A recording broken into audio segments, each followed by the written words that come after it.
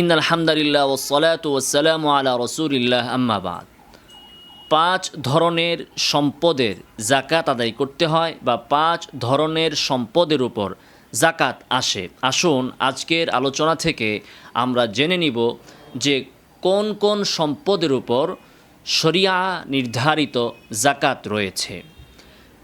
1 নম্বর হচ্ছে স্বর্ণ। স্বর্ণ যদি আপনার কাছে 7.5 ভরি থাকে তাহলে সেখান থেকে আপনাকে 2.5% যাকাত আদায় করতে হবে যদি এই স্বর্ণ আপনার কাছে 1 বছর থাকে। দ্বিতীয় হচ্ছে রূপা। রূপার নেশাব হচ্ছে 52.5 তোলা। যদি এই পরিমাণ রূপা আপনার কাছে 1 বছর থাকে তাহলে সেখান থেকে আপনাকে 2.5% যাকাত আদায় করতে হবে। 3 নম্বর হচ্ছে টাকা পয়সা বা নগদ অর্থ। নগদ অর্থ যদি আপনার কাছে 1 বছর থাকে তাহলে আপনাকে এর যাকাত আদায় করতে হবে যদি এটার পরিমাণ 52.5 তোলা রূপার সমান হয়।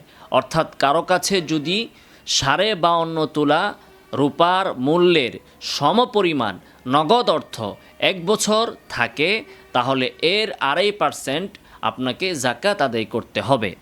তেমনিভাবে 4 নম্বর যে সম্পদের উপর যাকাত আসে তার মধ্য থেকে 4 নম্বর হচ্ছে বাণিজ্যিক পণ্য, ব্যবসায়িক পণ্য।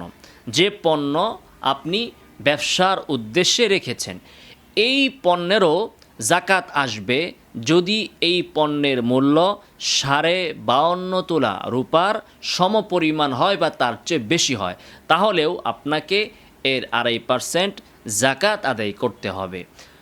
5 নম্বর হচ্ছে পালিত পশু। নির্ধারিত ক্ষেত্রে, সর্বক্ষেত্রে নয়, বিশেষ নির্ধারিত ক্ষেত্রে পালিত পশুর উপরও যাকাত আসে।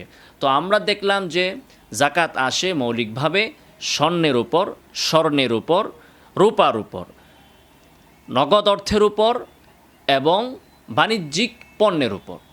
এখন কারো কাছে যদি এই সকল নেশাব পরিপূর্ণ না থাকে কিন্তু অল্প অল্প করে তার কাছে একাধিক নেশাব থাকে, যেমন অল্প স্বর্ণ আছে, আবার কিছু রূপা আছে, আবার কিছু অর্থ আছে, নগদ অর্থ, কিছু বাণিজ্যিক পণ্য আছে, অথবা কিছু বাণিজ্যিক পণ্য এবং কিছু নগদ ক্যাশ আছে, অথবা কিছু রূপা কিছু নগদ ক্যাশ আছে, অথবা কিছু স্বর্ণ এবং কিছু নগদ ক্যাশ আছে, তাহলে এক্ষেত্রে আপনাকে দেখতে হবে যে আপনার কাছে যে অল্প অল্প করে কয়েক ধরনের যাকাতযোগ্য সম্পদ রয়েছে এর সবগুলো হিসাব করলে যদি এর মূল্য 52.5 তোলা রূপার সমপরিমাণ হয় বা তার চেয়ে বেশি হয় তাহলে এর উপর যাকাত আসবে।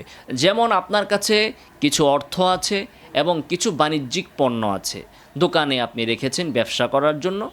এখন এই রূপা এবং এই বাণিজ্যিক পণ্য একত্রিত করলে এর মূল্য যদি 52.5 তোলা রূপার সমপরিমাণ হয় এবং যদি এর উপর বছর অতিবাহিত হয় তাহলে এর যাকাত আদায় করতে হবে। আপনি এর 2.5% যাকাত আদায় করবেন।